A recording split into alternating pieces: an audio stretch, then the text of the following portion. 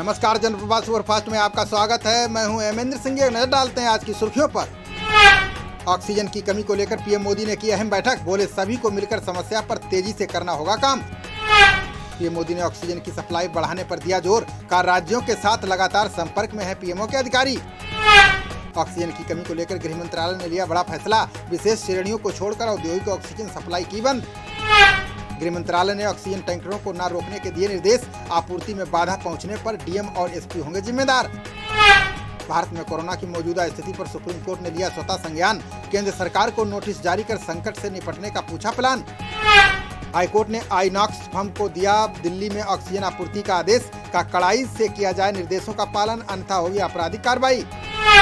Oxygen परिवहन वाले 24 container आयात करेगा टाटा समूह। अस्पतालों तक ऑक्सीजन पहुंचाने में मिलेगी मदद। कोविड मरीजों के लिए ऑक्सीजन की आपूर्ति करेगी बीना रिफाइनरी। मध्य प्रदेश के सागर जिले में बनाएगी 1000 बिस्तरों का अस्पताल।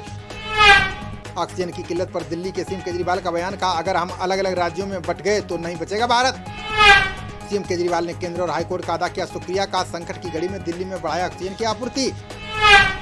दिल्ली के डिप्टी सीएम मनीष सिसोदिया ने लगाया बड़ा आरोप। कहा यूपी हरियाणा ने ऑक्सीजन को लेकर मचा रखा है जंगलराज।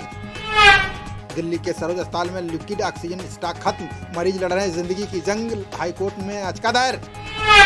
1 मई से टीका लगवाने के लिए तैयार हो जाएं 18 वर्ष से ज्यादा के युवा।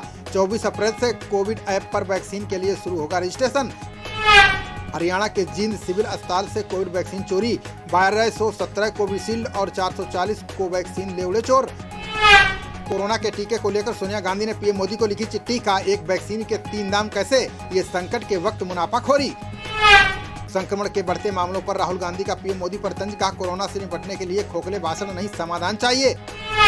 कर्नाटक के सीएम बीएस येदियुरप्पा अस्पताल से हुए डिस्चार्ज। कोरोना को लेकर बुलाई कैबिनेट की अहम बैठक। कर्नाटक सरकार ने केंद्र सरकार से मांगी 1500 टन ऑक्सीजन। सीएम येदियुरप्पा बोले रेमडेसिविर की 1 लाख शीशियों की जरूरत। दिल्ली के कई अस्पतालों में ऑक्सीजन की कमी से हाहाकार। स्वास्थ्य मंत्री बोले हम इसे अच्छी स्थिति नहीं कह सकते।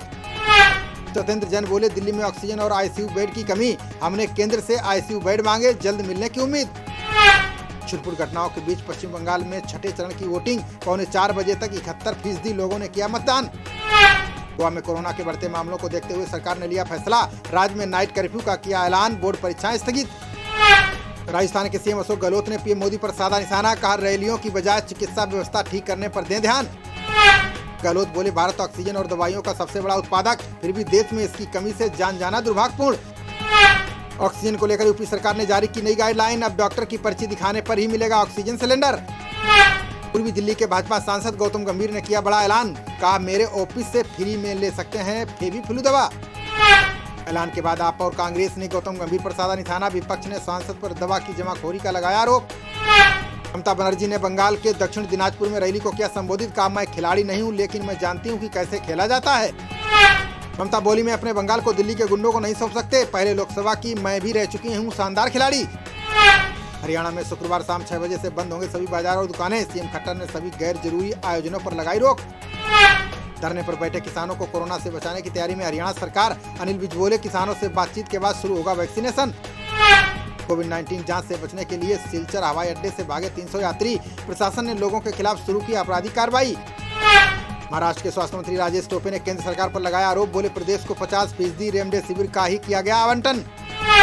वसुंधरा राजे ने सभी राजनीतिक दलों से एकजुट होने का किया आह्वान। बोली महामारी के समय राजनीति नहीं, राजनीति पर चलना होगा। ममता ने टीके की कीमत में अंतर को लेकर की सरकार की आलोचना। बोली हर भारतीय को उम्र, जाति, नस्ल से परे मिलना चाहिए मुफ्त टीका। लखनऊ के 3 बस अड्डों पर चालकों और परिचालकों की हड़ताल। मुंबई और दिल्ली से लौटे यात्रियों को ले जाने से किया इनकार। दिल्ली हाईकोर्ट ने फेसबुक, व्हाट्सएप की याचिका की खारिज। ऐप की नई गोपनीयता नीति पर नहीं मिली राहत।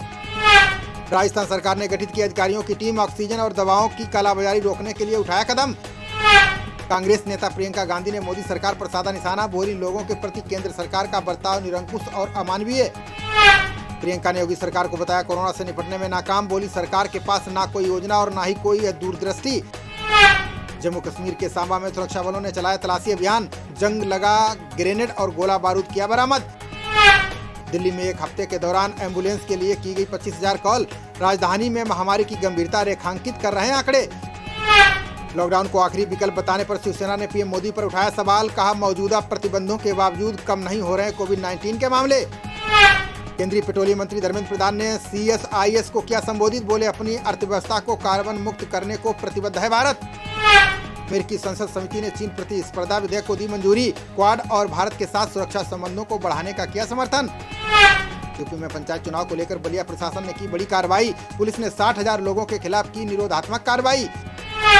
सांसद मनीष तिवारी ने अमेरिकी राष्ट्रपति जो बाइडेन को लिखा पत्र, कहा अमेरिका में सिखों के खिलाफ बढ़ते अपराधों पर करें कार्रवाई। इंडोनेशिया की लापता पनडुब्बी का पता लगाएगी भारतीय नौसेना, गहराई में बचाव अभियान चलाने में सक्षम पोत को किया तैनात। IPL में आज RCB और राजस्थान के बीच होगा मुकाबला, पॉइंट टेबल में फिर नंबर 1 पर पहुंचना चाहेगी विराट की टीम।